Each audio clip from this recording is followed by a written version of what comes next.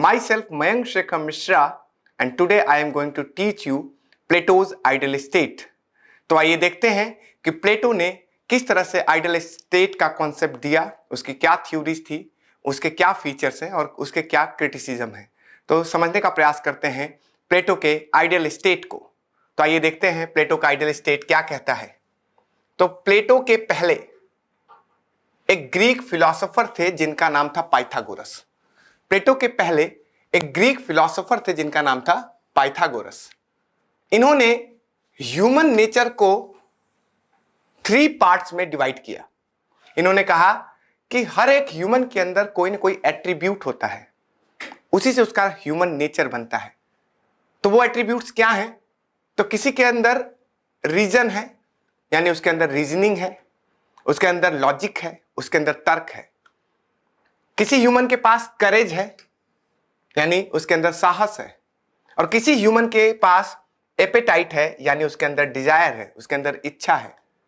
तो 3 तरह से ह्यूमन नेचर फॉर्म होता है, रीजन के बेस पर, करेज के बेस पर और एपेटाइट के बेस पर। प्लेटो ने इसी चीज से प्रभावित होकर के एक थ्योरी दी और कहा कि हर एक ह्यूमन के अंदर ये तीनों में से कोई एक एट्रीब्यूट्स होंगे, चाहे किसी के अंदर रीजन होगा, चाहे किसी के अंदर करेज होगा, चाहे किसी के अंदर एपेटाइट होगा। और इसी बेस पर प्लेटो अपनी थ्योरी को देंगे। तो आइए उसको समझते हैं कि प्लेटो क्या कहते हैं।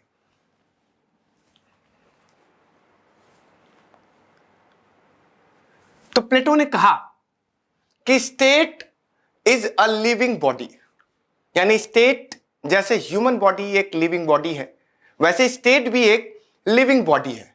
And state represents the same features at large level which an individual represent at small level. ये बहुत ही इंपॉर्टेंट है अगर हमको प्लेटो के आइडियल स्टेट को समझना होगा कि एक इंडिविजुअल के लेवल पे जो फीचर होता है, एक व्यक्ति के लेवल पे जो फीचर होता है, वही फीचर बड़ा होकर के स्टेट के फॉर्म में आता है। और ठीक वैसे ही जैसे एक ह्यूमन बीइंग लिविंग ऑर्गेनिज्म है, ठीक वैसे ही स्टेट भी एक लिविंग ऑर्गेनिज्म है। इसी थ्योरी के बेस पर उन्होंने कहा कि state is the magnified term of individual, यानी स्टेट क्या है? इंडिविजुअल का मैग्निफाइड रूप है। यानी अगर इंडिविजुअल को हम बड़ा कर दें तो वो स्टेट के फॉर्म में आ जाएगा, और अगर स्टेट को हम छोटा कर दें तो वो इंडिविजुअल के फॉर्म में आ जाएगा। यानी स्टेट और इंडिविजुअल के बीच में एक बहुत गहरा संबंध है। और स्टेट को हम कैसे डिफाइन कर सकते हैं?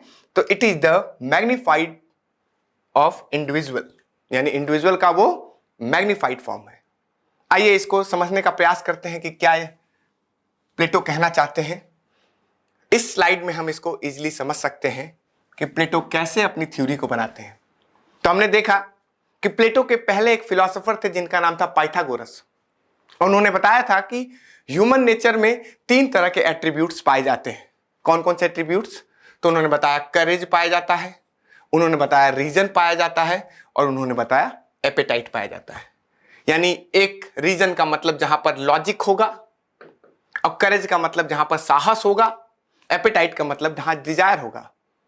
और हर एक ह्यूमन में इन तीनों में से कोई ना कोई एक एट्रीब्यूट्स होगा ही। तो सबसे पहले प्लेटो कहते हैं कि इन 3 एट्रीब्यूट्स में से कोई एक एट्रीब्यूट्स आपको पहचान लेना चाहिए कि आपके अंदर है क्या। यानी आपको पता होना चाहिए कि आपके अंदर कौन सा एट्रीब्यूट्स है। यानी आप में रीजनिंग है, आप में करेज है, या आप में एपेटाइट है। यही कहलाता है इंटरनल जस्टिस। इंटरनल जस्टिस का मतलब है कि आपको अपने अंदर के एट्रीब्यूट्स को पहचानने आना चाहिए, आइडेंटिफिकेशन करना चाहिए कि आपके अंदर कौन सा एट्रीब्यूट्स है। क्या आपको लगता है कि आप रीजन के बल पे हैं, या आपको लगता है आप करेज के बल पे हैं, या आपको लगता है आप एपेटाइट के बल पे हैं। और फिर जब आपने अपने एट्रीब्यूट्स को पहचान लिया तो एक जैसे एट्रीब्यूट्स के लोग मिलेंगे तो एक क्लास बनेगा।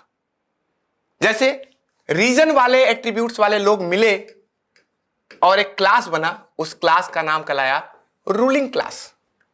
ठीक वैसे ही एपेटाइट वाले लोग एक जगह मिले और एक क्लास बना, और उस क्लास का नाम बना प्रोडक्टिव क्लास।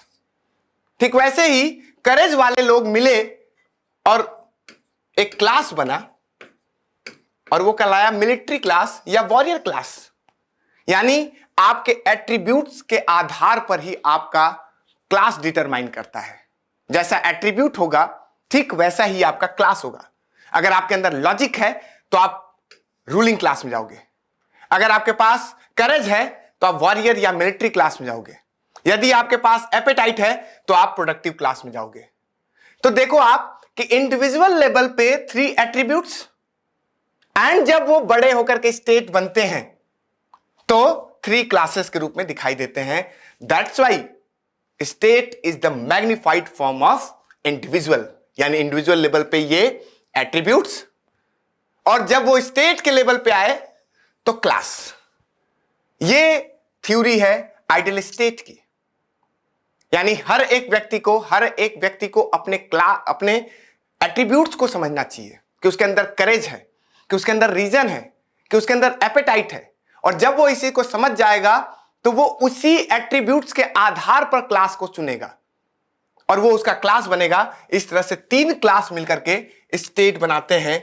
यानी स्टेट के अंदर 3 तरह के क्लास होते हैं। कौन कौन से क्लास होते हैं?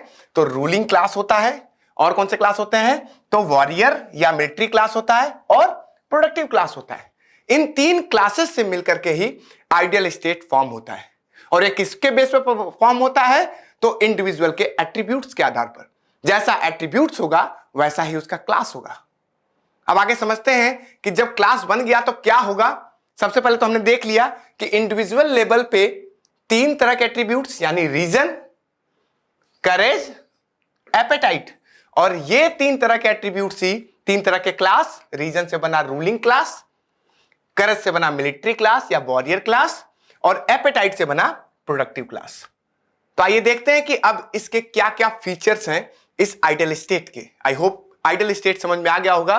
आइडियल स्टेट क्या है? तो इंडिविजुअल का ही मैग्निफाइड फॉर्म है। कैसे? कि एट्रीब्यूट्स इंडिविजुअल लेवल पे और वही बड़े होकर के स्टेट बनते हैं, और वो स्टेट 3 क्लास में डिवाइड होता है।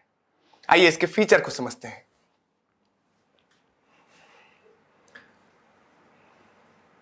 तो आइए देखते हैं आइडियल स्टेट्स के क्या फीचर्स हैं। तो जो फर्स्ट फीचर्स है वो है कि a ruler should be a philosopher. यानी कि यहां पर जो कंसेप्ट आता है वो आता है फिलोसोफर किंग का। तो रूलर कैसा होना चाहिए? तो रूलर एक फिलोसोफर होना चाहिए। यानी उसका जो नेचर है वो कैसा होना चाहिए? तो एक फिलोसोफर किंग का नेचर होना चाहिए। अगर हम दूसरे शब्दों में कहें तो प्लेटो किसकी बात करते हैं? तो प्लेटो बात करते हैं एब्सोल्यूट मोनार्की की।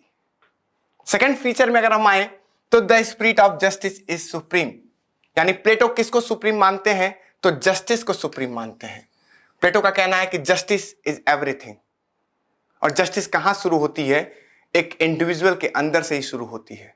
जब वह यह आइडेंटिफिकेशन करता है कि उसके अंदर कौन सा एट्रीब्यूट्स है, और जब यह आइडेंटिफिकेशन हो जाता है तो वहीं से जस्टिस की शुरुआत होती है।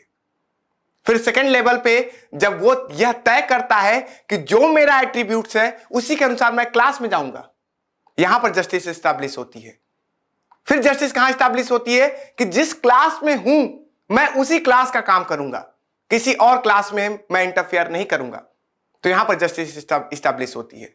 यानी कि प्लेटो का जो जस्टिस है वो हर एक लेवल पे काम करता है। और कहा जाता है कि प्लेटो का जो जस्टिस है वो इंटरनल जस्टिस है। यानी कि प्लेटो कहते हैं कि आप अपने एट्रीब्यूट्स को आइडेंटिफाई करो कि आपके अंदर क्या है। आपके अंदर रीजन है, आपके अंदर करेज है, या आपके अंदर एपेटाइट है। आपको इसकी जब पहचान हो जाएगी तो उसी के अनुसार आपका क्लास बनेगा, और जिस क्लास में हो उसी क्लास का आप वर्क करोगे। तो यहां पर प्लेटो कहते हैं the spirit of justice is supreme. Third level पे प्लेटो आते हैं। प्लेटो कहते हैं society was divided into 3 class. Next slide में हमने पढ़ा था कि सोसाइटी किसमें डिवाइड है? 3 क्लास में है। कौन कौन से क्लास है? तो रूलिंग क्लास है, मिलिट्री क्लास है, और प्रोडक्टिव क्लास है। और ये क्लास किससे बने हैं? तो 3 एट्रीब्यूट्स ऑफ इंडिविजुअल। तो ये क्लास बने और ये किसमें डिवाइड है? तो स्टेट डिवाइड है थ्री क्लास में। एंड फोर्थ पे प्लेटो कहते हैं कि जो जिस क्लास का हो वो उसी क्लास का वर्क करे, यानी फंक्शनल स्पेशलाइजेशंस। यानी अगर आप रूलिंग क्लास में हो तो रूलिंग क्लास का ही काम करो, यदि आप मिलिट्री क्लास में हो तो मिलिट्री क्लास का ही काम करो, यदि आप प्रोडक्टिव क्लास में हो तो प्रोडक्टिव क्लास का ही काम करो, यानी जिस क्लास में आप हो उसी क्लास का वर्क करो। इसको कहते हैं फंक्शनल स्पेशलाइजेशन। और कहते हैं कि किसी दूसरे के क्लास में इंटरफेयर ना करो, यानी कि प्रिंसिपल ऑफ नॉन इंटरफेरेंस, अहस्तक्षेप की नीति। यानी जिस क्लास के लिए आप बने हो उसी क्लास का काम करो। जैसे गीता में भगवान श्री कृष्ण कहते हैं कि स्वधर्मो निधनम श्रेय पर धर्मो भयावह। अपने धर्म में मर जाना उचित है दूसरे के धर्म में हस्तक्षेप करने का। तो उसको अगर हम कंपेयर करें प्लेटो से तो वहां पर भी यही बात कही गई कि जिस क्लास में आप रहो उसी क्लास के वर्क को आप परफॉर्म करो, किसी दूसरे के क्लास के वर्क में आप इंटरफेयर ना करो, यानी फंक्शनल स्पेशलाइजेशन। फिफ्थ पॉइंट पे अगर हम देखें प्लेटो के आइडियल स्टेट को तो यहां है कि the ruler and soldiers should live under the system of communism of property। अगर हम मॉडर्न वर्ल्ड में देखें तो कम्युनिज्म की शुरुआत कार्ल मार्क्स से मानी जाती है, लेकिन Plato was the ancient communist. और वो क्यों थे? क्योंकि वो भी बात करते थे कि जो प्रॉपर्टी हो वो रूलर और सोल्जर्स के पास ना हो, यानी जरूरत से ज्यादा प्रॉपर्टी रखने का अधिकार उनको ना मिले, क्योंकि जब प्रॉपर्टी रखेगा व्यक्ति तो उसके अंदर डिजायर उत्पन्न होगा।